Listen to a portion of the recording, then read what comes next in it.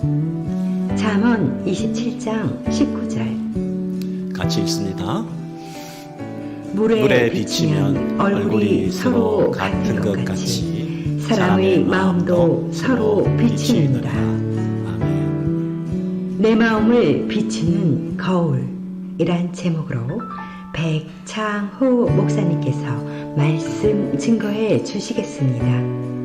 성령님, 저희의 마음 문을 어루만지사 하늘의 세밀한 음성을 듣고 행하길 소망합니다.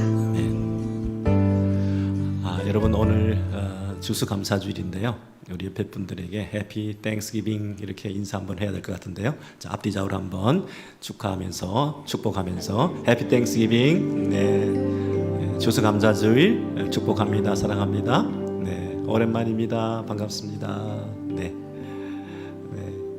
감사합니다. 네, 오늘 주일 말씀은 거울에 관한 얘기를 좀 할까 합니다. 여러분, 거울, 나는 누구인가를 비추어 볼 수 있는 거울입니다. 거울이 먼저 웃지 않는다, 이런 말이 있죠. 거울이 먼저 웃지 않는다. 내가 웃어야 거울이 웃는 모습을 보여준다. 그래서 여러분이 거울 속에 자신의 모습을 그대로 발견할 수도 있지만 또 내가 어떤 모습으로 변하느냐에 따라서 내 모습이 서로 발전하고 성장하고 성숙해 갈 수도 있다, 이런 생각도 하게 됩니다. 여러분, 고양이는 거울을 볼 때 그 자기 인식을 하게 될까요? 고양이는 거울을 보면 갑자기 이상한 비슷한 동물이 하나 나타나서 경계하게 되고 흠칫해서 뒤로 물러가기도 하고 싸울 태세를 취하기도 하고 그러는 모습을 봤죠, 여러분. 그래서 사람이 동물하고 다른 점이 사람은 자기를 인식하고 자기를 들여다 볼 수 있다, 자기를 반성할 수 있다, 자기 자신을 볼 수 있다, 이런 면에서 좀 다른 것 같습니다. 18개월만 되면 아이들은 그 갓난아기가 거울을 볼 때 그 거울 속에 있는 게 나구나 하는 것을 알게 됩니다. 코 같은 데다가 점 같은 거, 이 종이 같은 걸 묻혀놓고 거울을 보여주게 되면 그 아이가 자기 코에 있는 것을 떼게 됩니다. 왜냐하면 거울 속에 비추인 게 나라는 걸 아니까 자기를 고치게 되는 거죠. 근데 다른 짐승이나 동물들은 아마 그런 게 좀 부족하지 않나 싶습니다. 그래서 우리가 거울을 가진다는 것은 자기를 볼 수 있는 중요한 툴이 된다, 이렇게 말할 수 있습니다. 근데 이 거울이 우리 속마음까지는 보여줄 수가 없습니다. 겉모습은 볼 수가 있는데 내 속의 내면의 생각들에 대해서 거울이 비추어 주지는 않습니다. 어떤 사람이 굴뚝에 들어갔는데 그 두 사람이 들어가서 굴뚝 청소를 했는데 한 사람은 열심히 청소를 해서 얼굴이 완전 검정투성이가 되었고 한 사람은 그냥 조금 빈둥거리다가 깨끗한 채로 나왔습니다. 한 사람은 아주 더러워진 얼굴이고 한 사람은 깨끗한 얼굴이고, 그런데 두 사람이 나와서 누가 세면대로 달려갔겠습니까? 더러워진 사람이 가야 정상일 텐데 서로가 서로를 바라보니까 이 더러워진 사람은 상대를 보니까 깨끗하고 깨끗한 사람은 상대를 보니까 더럽고, 그러니까 이 더러워진 사람이 상대가 깨끗하니까 자기는 씻을 필요가 없다고 생각을 한 거겠죠. 여러분, 서로 영향을 주고받는 것이 사람 거울입니다. 그냥 거울을 가지고는 나를 깊이 잘 들여다보지 못하지만 서로를 바라보면 서로의 모습 속에서 내 모습을 볼 수가 있다 하는 면에서 우리 인간이 가지고 있는 중요한 거울 하나는 사람 거울이다, 이렇게 말할 수 있습니다.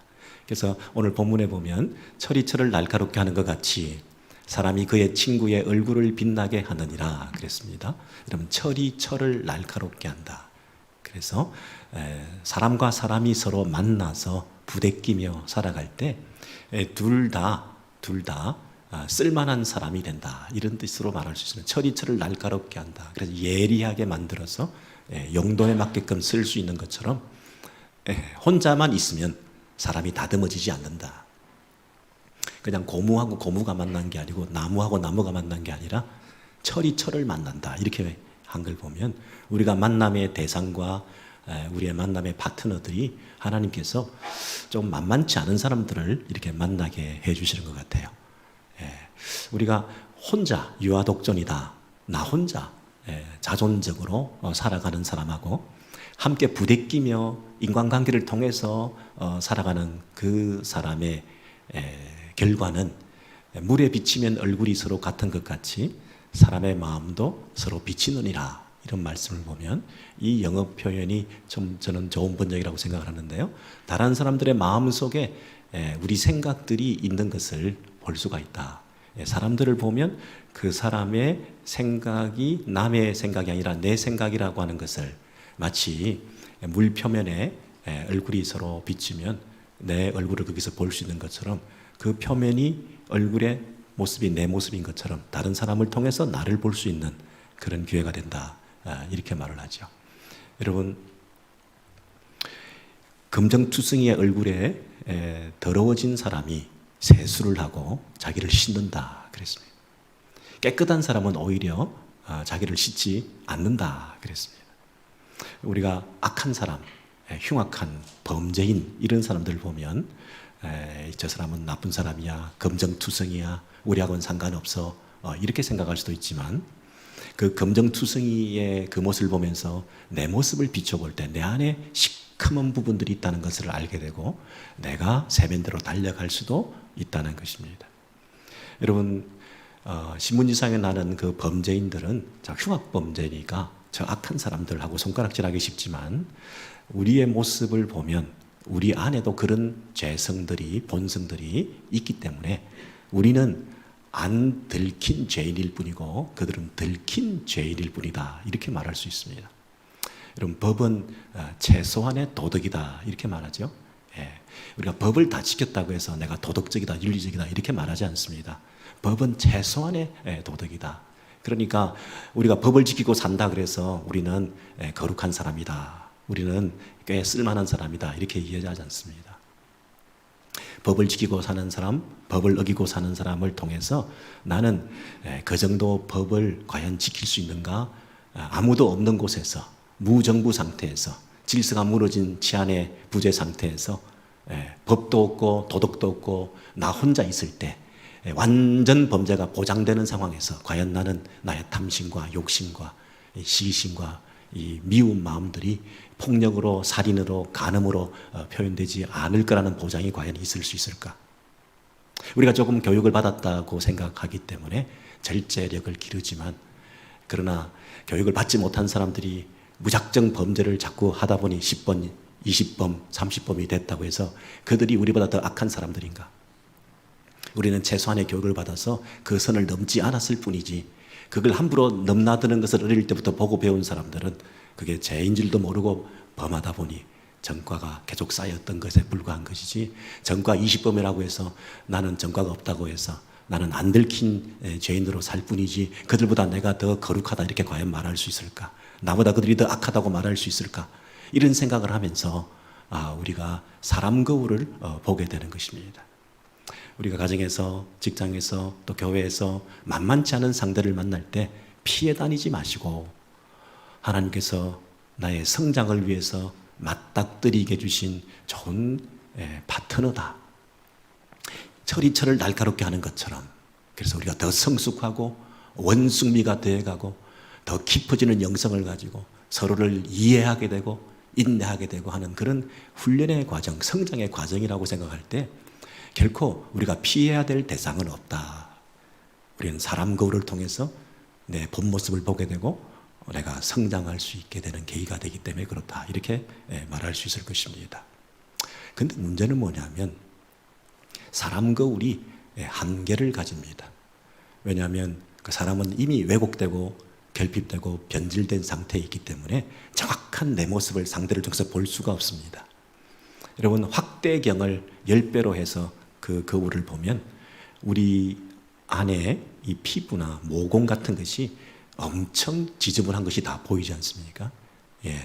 정말 참 하나님이신 예수 그리스도 나를 본 자는 하나님을 보았다. 라고 말씀하셨던 예수, 완전한 인간으로 오셨던 그 사람 거울을 통해서만 내가 제대로 내 모습을 볼 수가 있습니다. 이런 무엇이 7번 용서해라. 한쪽 뺨을 맞으면 한쪽 뺨을 돌려대라. 이렇게 거룩한 성자와 같은 삶을 살았던 그 예수 거울을 통해서 나의 부족과 결핍을 볼 수가 있는 거죠. 근데 여러분, 이 예수를 만났을 때 내 모습을 정말 냉정하게 볼 수 있는가 하는 것은 좀 훈련이 필요합니다. 오늘 본문을 보시면 마가복음 10장 17절에서 22절에 보면 예수께 한 사람이 나와왔습니다. 예수 거울 앞에 이 부자 청년이 완벽한 삶을 살았다고 자부할 만한 이 사람이 예수 앞에 나와왔습니다. 그러면서 내가 무엇을 행해야, 무슨 선행을 해야 내가 영생을 얻을 수 있습니까? 이런 질문을 가지고 나왔습니다. 여러분, 젊은 날에 청년 때 이미 부자가 되고 또 사람들의 존경을 받고 또 많은 사람들로부터 우러러봄을 당하는 완벽한 사람이었습니다. 이 완벽한 사람이 하나님 앞에 나와서, 예수 앞에 나와서 어떻게 하면, 무엇을 해야 영생을 얻습니까? 이렇게 얘기를 했더니 예수께서 네가 아는 계명들을 다 지켜라. 살인하지 말라, 간음하지 말라, 도둑질하지 말라. 계명들을 쭉 말씀해 주셨습니다. 그랬더니 이 사람이 뭐라고 얘기를 하냐면, 내가 어려서부터 다 지켰나이다. 이 부분에서 나는 흠이 없습니다. 여러분, 여기 어려서부터라는 말을 주목해 주시기 바랍니다. 나는 어려서부터 이것을 다 지켜 행했습니다. 그랬더니 예수 거울이 뭐라고 얘기를 하냐면, 네가 나에게 네 모습을 어려서부터 모두 다 비춰보니까 내가 너에게 말해줄 수 있는 것은 한 가지가 부족한 것이 있다는 것을 네가 깨닫게 된다. 이렇게 말씀해 주셨어요. 그 한 가지가 뭐냐면, 가서 너에게 있는 모든 것을 다 팔아 가난한 사람들에게 나눠줘라. 그리하면 하늘에서 보화가 너에게 있으리라. 그리고 와서 나를 따르라. 그렇게 말했습니다. 그랬더니 그 청년이 재물이 많은 고로 이 말씀으로 인하여 슬픈 기색을 띠고 근심하며 가니라 그랬습니다. 예수 거울 앞에 자신을 비추어 보았을 때 자신이 완벽하지 못하다는 것을 일깨워 주셨는데, 이 일깨움의 진정한 의미가 무엇인지도 잘 모르고 이 청년은 떠나게 되었습니다. 여러분, 다 잘 행했는데 한 가지 이 재물을 팔아서 가난한 사람에게 나눠주는 이 행위 하나를 하면 이제 너는 완벽한 사람이 된다. 이제 천국 백성이 되고 영생을 얻는다. 그 한 가지가 그 얘기라는 겁니까? 그 한 가지만 하면 이제 완벽한 영생의 조건을 갖췄다는 그런 뜻입니까? 예수께서 말씀하신 것은 네가 무슨 일을 행해야 영생을 얻는다고 하는 그 생각 한 가지가 처음부터 출발이 잘못된 것 같다. 그렇게 얘기를 하죠. 여전히 이 청년 속에 가지고 있는 탐심, 욕심, 물질욕, 자기애, 이런 마음의 문제가 해결되지 않은 상태에서 근심하고 그 재물이 많기 때문에 그것을 내려놓지 못하는 마음의 이 결핍을 가지고 있는 이 청년이 결국 근심하며 떠났다. 그렇게 되어 있습니다.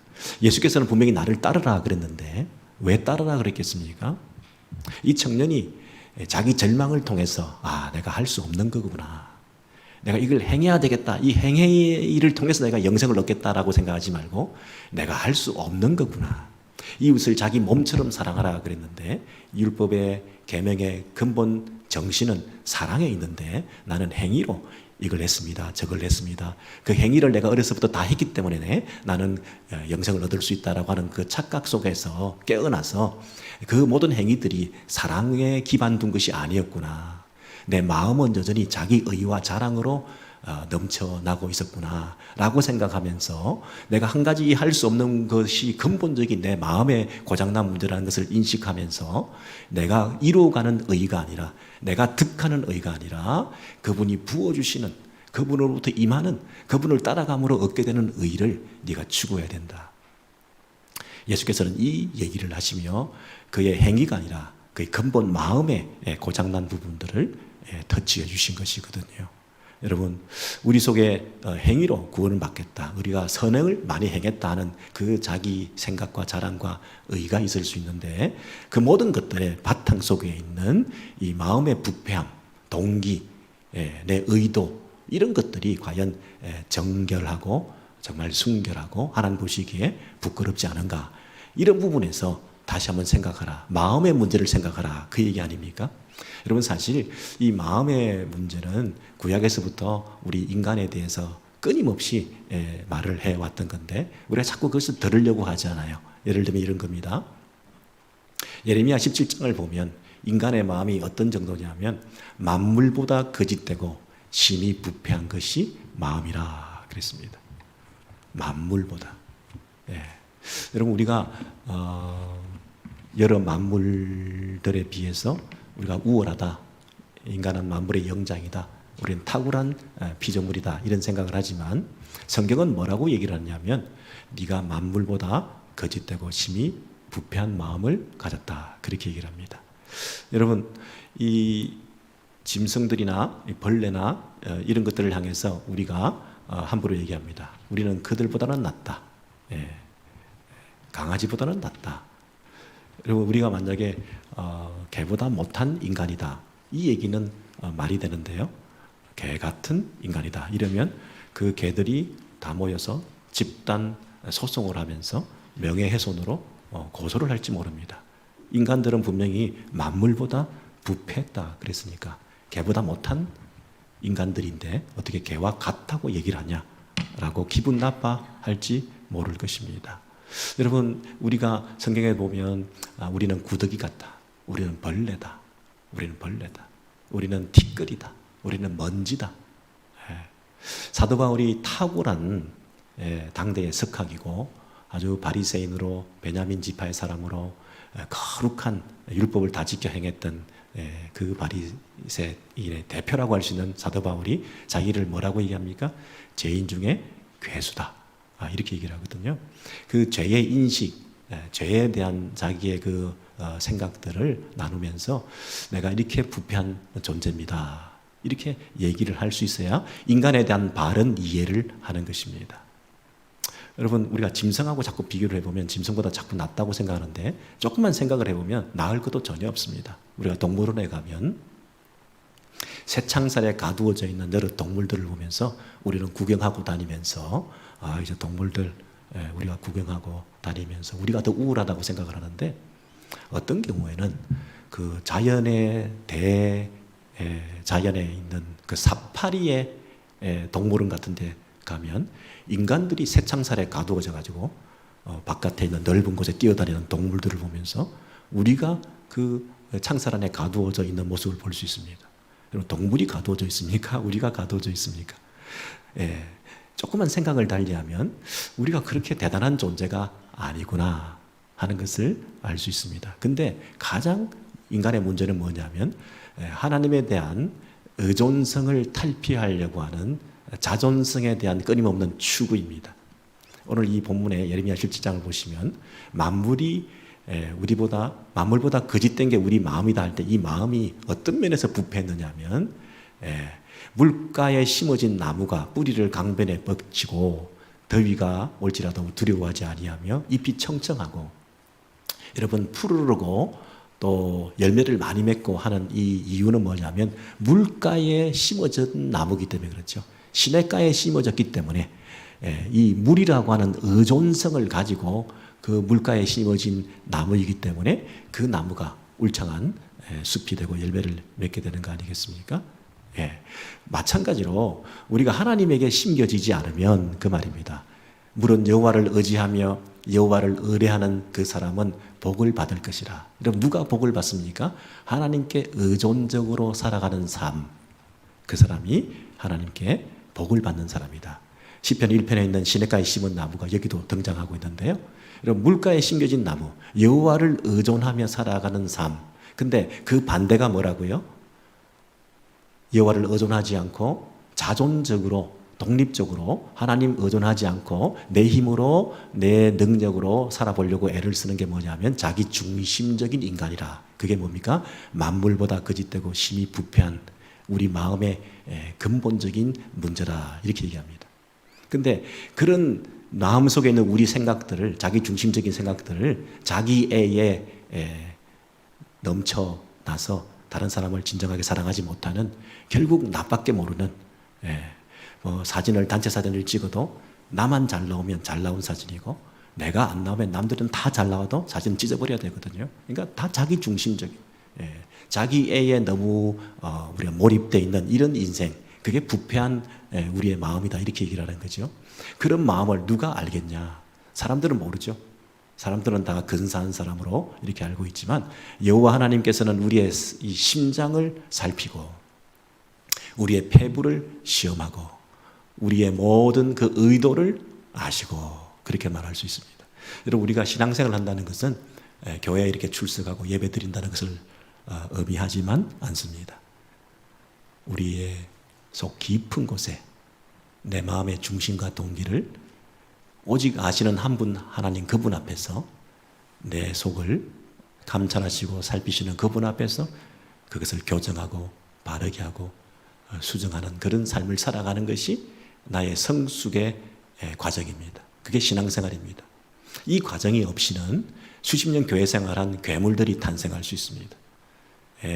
겉으로는 경건한 모습을 가지고 온갖 화려한 삶을 사는지 모르지만 내면의 깊은 곳에서는 한 번도 내 중심과 동기를 살핀 적이 없는 연기력이 뛰어난 그런 사람으로 우리가 살 수가 있습니다.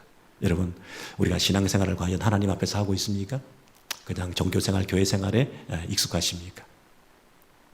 제가 지금 설교를 하고 있는데요, 설교라고 하는 이 거룩한 행위를 하고 있으면서도 제 속에 어떤 마음을 가지고 있는지 여러분은 잘 모르실 거예요. 근데 하나님은 아시거든요. 제가 며칠 전에 어떤 교회 가서 설교를 한 번 한 적이 있습니다. 근데 그 교회가 화수목금 이렇게 강사를 한 분씩 불러가지고 집회를 했습니다. 근데 제가 마치고 와서 그 집회가 다 마치고 난 다음에 그 교회 웹사이트에 들어가 봤습니다. 그래서 누가 클릭수가 제일 많은가, 이런 걸 확인하면서 내심 허무해하기도 하고, 그렇지 과연 그렇구나, 만족해하기도 하고, 이렇게 했다는 게 참 부끄러웠습니다. 그냥 말씀을 전할 수 있는 기회가 주어지면 그 말씀을 최선을 다해서 하나님 말씀을 대언하고 그 결과는 하나님께 맡기고 그랬어야 되는데, 서로 비교하고 또 우월감을 가지고 또 뭐 열등감을 가지고 하는 이런 찌질한 인간이 되고 있다는 게 참 부끄러웠습니다. 오늘 설교를 하면서도 금토일 우리 집회를 했는데 내가 최소한 꼴찌는 하지 말아야지, 이런 마음이 들고 있다면 참 그 마음이 부끄러운 거 아니겠습니까?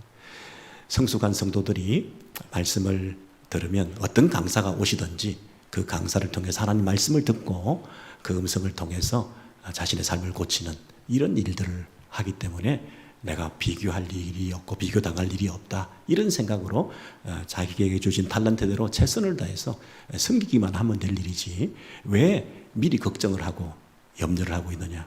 간혹 미성숙한 성도들이 그런 근본적인 아름다운 자세보다는 함부로 비교하고 금방 뭐 말하면서 누가 더 어떻다, 누가 최고다, 뭐 이런 얘기를 하는 사람들이 혹시 있을지도 모르기 때문에 그 사람들 앞에 내가 최소한 조롱거리는 되지 말아야 되겠다는 마음으로 그 동기가 잘못돼 가지고 뭔가 더 과도한 액션을 하고 더 쓸데없는 의도적인 메시지를 전하고 하는 이런 뭔가가 있을 때에 그 동기가 불순할 때 하나님께서 과연 이 거룩한 종교 행위라고 할 수 있는 설교조차도 아름답게 쓰시겠는가?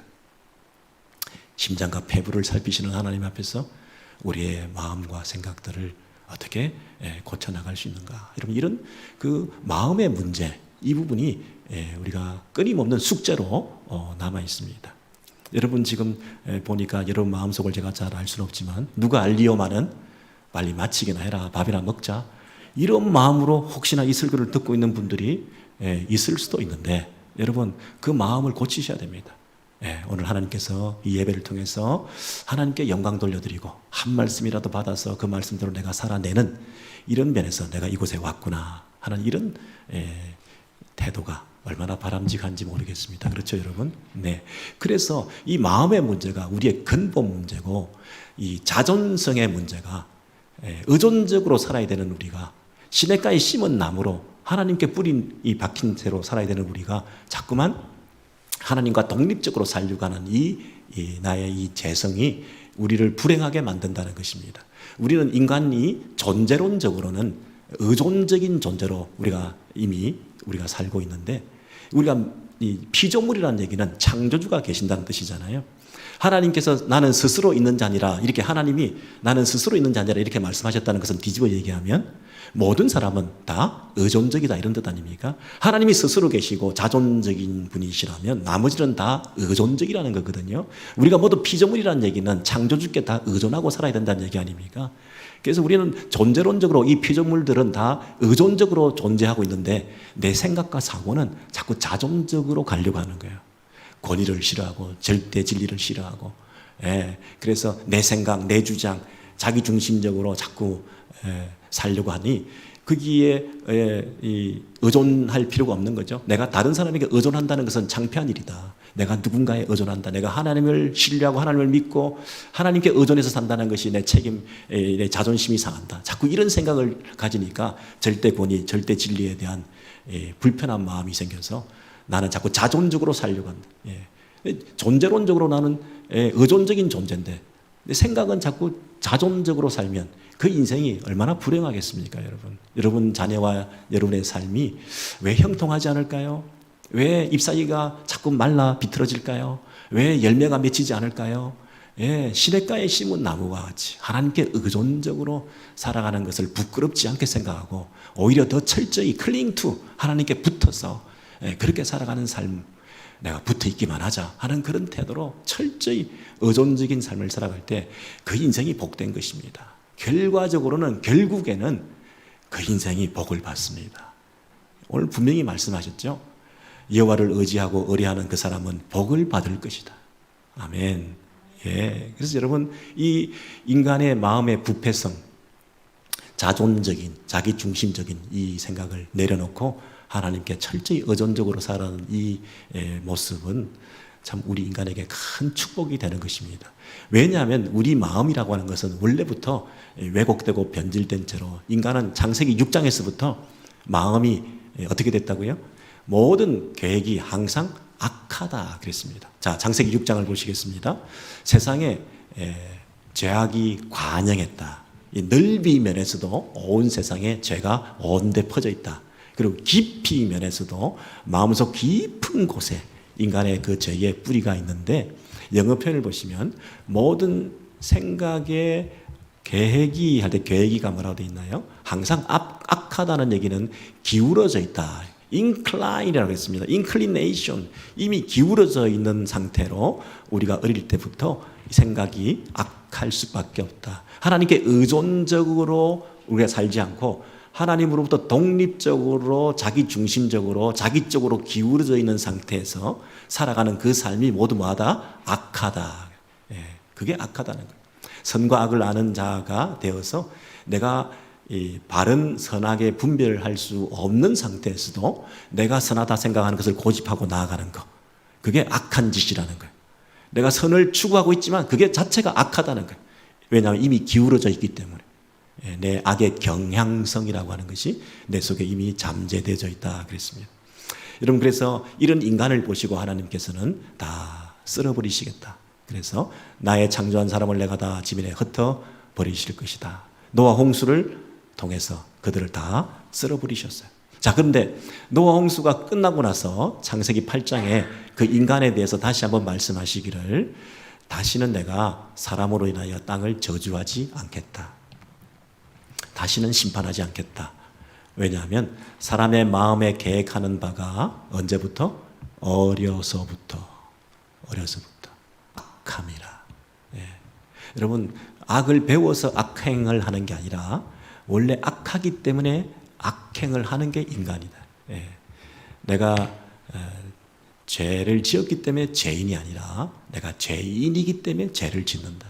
어린아이들이 태어나면서부터 그 기울어져 있는 그 마음의 상태로 태어나서 그가 악을 배우지 않고도 자기 중심적으로 살아갈 수밖에 없는 것이 인간이다. 그래서 악행, 인간의 마음에 계획하는 것이 다 어려서부터 악하다 그랬습니다. 그런데 문제는 뭐냐면 내가 전에 행한 것 같이 그럼에도 불구하고 내 모든 생물을 멸하지 않겠다.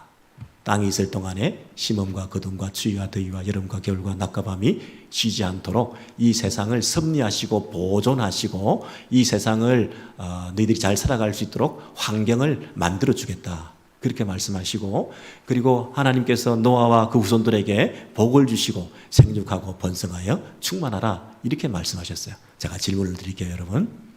자, 하나님은 공의로우신 분이십니다. 죄에 대해서 심판을 행하셔야 되는 분이십니다. 그래서 인간의 그 악함을 보시고 노아 홍수를 통해서 세상을 쓸어버리시고 죄를 심판하시고 자신의 공의를 드러내셨습니다. 그런데 홍수 이후에도 인간의 그 마음의 깊은 곳에서 기울어져 있는 그 자기 죄악성, 자기 중심적인 경향, 자기애에 가득 차서 자기밖에 모르는 자기의 탐욕과 쾌락과 자기의 욕심을 추구하려고 하는, 하나님께 철저히 의존하지 않고 자기 중심적으로 살려고 하는 그런 경향성이 여전했기 때문에 하나님께서는 그들에게 또 심판을 하셔야 마땅하지 않습니까? 공의로우신 하나님이 한 번은 이랬다가 한 번은 저랬다가 이러실 수 없는 거잖아요. 여전히 악한 것들을 향해서 노아 홍수 이후에 이 하나님께서는 뭐라고 하시냐면 내가 심판하지 않겠다 다시는. 그리고 오히려 너희들이 잘 살아갈 수 있도록 환경을 만들어주고 그리고 축복하겠다. 창조 시에 처음 인간을 만들으셨을 때 생육하고 번성하라 땅에 충만하라 하신 그 충만의 약속을 노아 홍수 이후에 이 범죄한 인간들에게도 동일하게 해주시는 거 있죠. 그러면 우리가 질문하셔야 됩니다. 이건 말이 안 돼.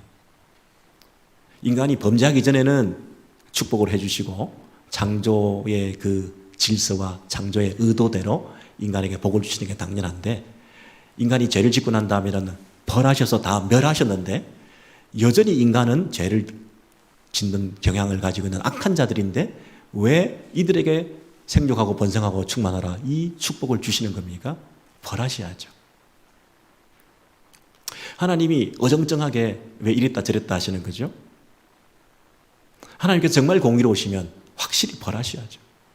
근데 왜 살려놓고 계속 살게 해주시고 모르겠다 그냥 적당히 살아가라 나 이제 책임 안 지겠다 그냥 뭐 하는 짓 보니까 악하니까 너희들 그냥 그렇게 살아 내가 살도록 해놓을 테니까 그냥 잘 살아 그렇게 하나님께서 하셨단 말입니까? 그냥 눈 감아주시면서 그냥 내버려둔 그런 무책임하고 이상하신 그런 하나님으로 우리가 지금 비추이잖아요. 이 인간이 가지고 있는 이 인류가 가지고 있는 근본적인 문제, 노아 홍수 이후에 여전히 악한 이 인간의 죄를 어떻게 처리를 한단 말입니까? 그냥 내버려 두셔요? 세상에. 로마서에 보시면 모든 사람이 죄를 범하였으며 3장 23절 이하에 이렇게 되어 있습니다.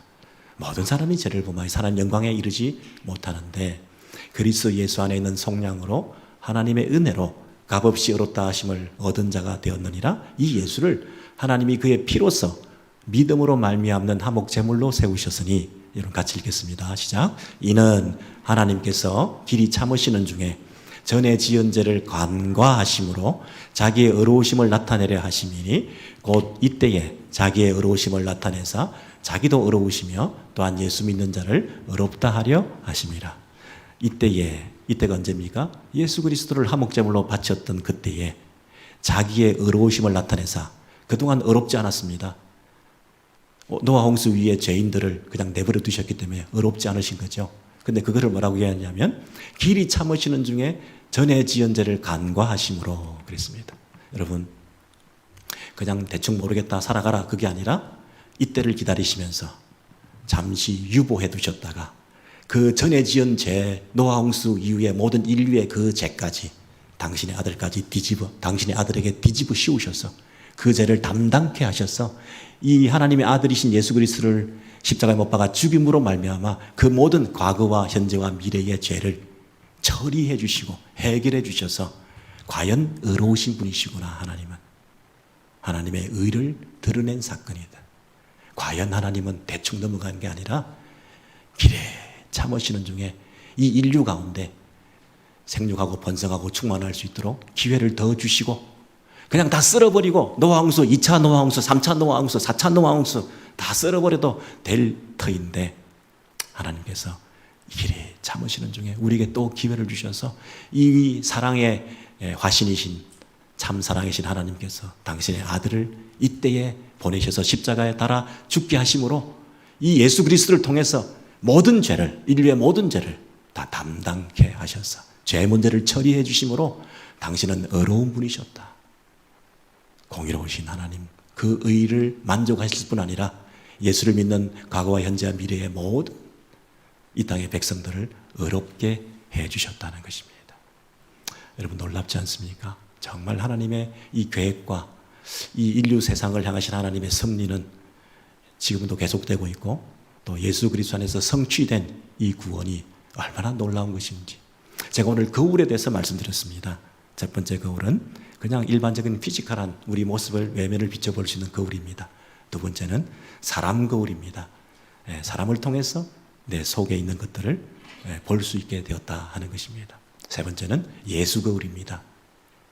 예수의 완벽한 삶을 통해서 나의 부족함을 들추어 볼 수 있습니다. 네 번째 거울은 예수의 죽음이라는 거울입니다. 예수의 죽음. 그분은 이 땅에서 완벽한 삶을 사셔서 우리에게 거울이 되셨을 뿐만 아니라 그분이 죽으셔야 했다는 그 사실을 통해서 우리가 얼마나 악한 존재였던가 하는 것을 드러내 보여주신 거죠. 우리 속에 깊은 곳에 그 부패한 냄새나는 추악한 만물보다 더 부패한 우리 속에 그 더러움 오직 예수 하나님 아들 그분의 죽음으로서만 처리될 수 있는 내 안에 이 부패한 것들을 우리가 스스로 보게 만들어주신 거죠. 여러분 노아 홍수를 통해서도 인류의 죄악은 처리되지 않았습니다.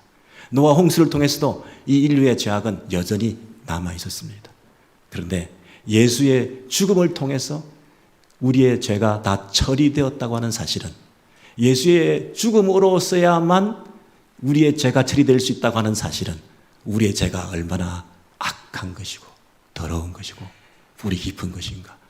노아 홍수로 다 세상을 쓸어버려도 처리되지 않은 나의 부패함, 내 마음속 깊은 곳의 경향성, 자기 중심성, 끝까지 나밖에 모르는 이 내 안에 있는 이 죄의 본성, 처리되지 않고 있었던 생물학적인 죽음으로 온 세상 우주 만물이 물에 잠기는 한이 있다 하더라도 여전히 독버섯처럼 우리 안에 꿈틀거리고 있는 나의 죄의 본성, 잠시만 살피지 않으면 뒷마당에 무성하게 잡초가 막 자라나는 것처럼 다 깎아냈는데 잘라냈는데 또 자라나는 그 잡초들처럼 내 마음속에 깊은 곳에 여전히 자라고 있는 이 독버섯, 이 잡초,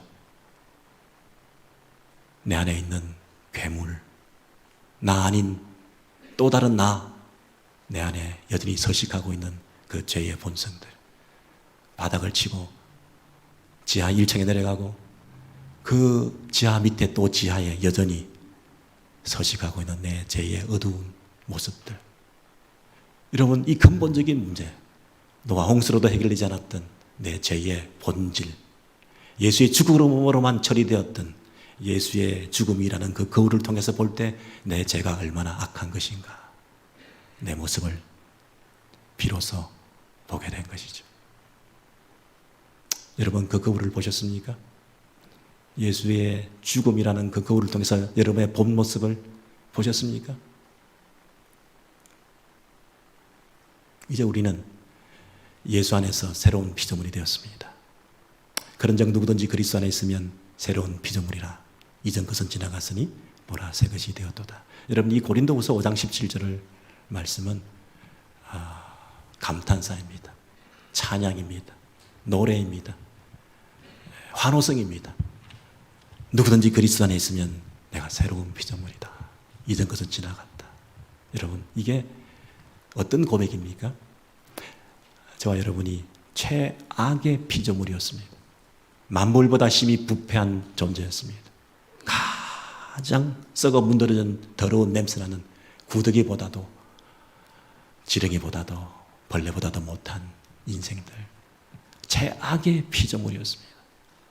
이 최악의 피조물이 그리스도 안에 있으면 새로운 피조물이 되었다. 새로운 피조물이 되었다. 이게 우리의 노래입니다. 여러분 우리가 감사가 넘치려면 우리가 어떤 상태에서 건진받았는가, 어떤 수준에서 내가 변화되었는가를 알아야 지금 현재 상태에 대한 감사가 있죠. 내가 꽤 괜찮았는데 뭐 이제 예수도 믿고 또 도덕적으로 살게 되었다. 그래서 무슨 감사가 있겠습니까? 내가 벌레보다 못한 존재였다. 최악이었다. 만물보다 심히 부패한 나의 이 모습을 우리가 잘 인식한다면 이제 내가 새로운 피조물이 그리스도 안에서 되었다. 새로운 창조물이 되었다. 여러분 이것이 주는 감격이 얼마나 크겠습니까? 이 감사가 얼마나 넘치겠습니까? 이제는 우리는 새로운 경향성을 가지게 되었습니다. 그래서 야고보서의 말씀을 보면 우리에게 또 하나의 거울을 주시는데 말씀의 거울을 주셔서 말씀을 듣고 속히 행하는 자가 되어야 된다. 여러분 거울을 보고 내 얼굴에 뭐가 묻었는데 뭐가 묻었구나 그것을 보기만 하고 그냥 거울을 벗어나서 그것을 고치지 않는다면 마치 뭐와 같으느냐 하면 말씀을 듣고 행하지 않는 것과 똑같다는 거예요. 그는 거울로 자기의 생긴 얼굴을 보는 사람과 같아서 제 자신을 보고 가서 그 사람이 어땠는지를 곧 잊어버리거니와 그랬습니다. 여러분 우리가 18개월만 되면 자기 인지 능력이 있다. 셀프 레코그니션이 생긴다. 어린애가 18개월만 되면 거울 속에 비춘 내가 내 모습인 것을 알고 내 코에 묻어있는 점이 내가 지금 묻어있는 것을 알고 이걸 제거한다 그랬습니다. 우리가 성도로서 하나님의 자녀로서 이제 우리에게 말씀의 거울을 주셨는데 이제 우리가 부단히 해야 될 일은 뭐냐면 새로운 경향성을 향해서 들었을 뿐만 아니라 살아내는 새로운 변화가 있어야 된다는 것입니다. 여러분 듣기만 하고 고치지 않으면 여전히 옛날 모습 그대로 자기 중심적으로 고집을 부리고 미련을 가지고 세상적으로 인간적으로 원래 옛날 모습으로 살려는 경향성에 빠져 있는 것인데 그걸 고친다는 얘기는 말씀을 듣고 그것을 행하고 고친다는 얘기는 새로운 경향성을 가진 하나님의 백성이 되었다는 그 증거가 아니겠냐. 고치지 않으면 새로운 경향성을 가지지 못했다라고 지금 책망하고 계시는 거거든요. 야고보서 그 주제가 이런 말씀을 듣고 거울을 보고 잊어버리는 것이 아니라 그것을 삶 가운데 실천함을 통해서 네가 새로운 경향성을 가지고 하나님께 나의 남은 삶을 붙어서 살겠다 하는 그 의존적인 시냇가에 심은 나무와 같은 말씀에 의존해서 살아가는 그런 인생으로 출발한다는 증거가 되는 거 아니냐. 여러분 인생은 꼬여 있습니다. 인생은 기울어져 있습니다. 여러분의 생각도 기울어져 있고요. 태어나면서부터 어려서부터 기울어져 있습니다. 우리의 육신도 기울어져 있습니다. 우리의 이 마음도 기울어져 있습니다. 전 인격적으로 우리의 육체도 건강도 우리의 본성도 우리의 마음도 우리의 생각도 다 왜곡되고 변질되어 있습니다. 때로는 육체적으로 완전하지 못한 모습으로 태어나기도 하고 정신적으로 완전하지 못한 모습으로 태어나기도 하고 왜곡되고 변질되어 있는 게 이 세상입니다. 여러분 건강해 보인다고 변질되지 않고 왜곡되지 않았습니까? 이런 마음속 깊은 곳에 더 변질되어 있습니다. 조금 육신적으로 힘든 사람들이 오히려 마음은 더 하나님께 더 향할 수 있습니다. 하나님께서는 마음을 보시지 육신을 보시겠습니까? 순수함을 보시지 여러분의 그 연기력을 보시겠습니까? 누가 알리요? 마음속에 있는 하나님 앞에서 우리의 중심이 어떤 존재로 살아가느냐? 이것이 우리 신앙생활의 가장 중요한 원리요. 우리의 남은 삶 가운데 이 경향성을 새롭게 추구해가는 저와 여러분이 되실 때 하나님께 철저히 의존적으로 살아가는 삶을 살아가실 때 그 인생이 복된 인생이 된다. 하나님께서 주시는 그 복의 약속을 믿으시고 순종하시는 저와 여러분 되시기를 소원합니다.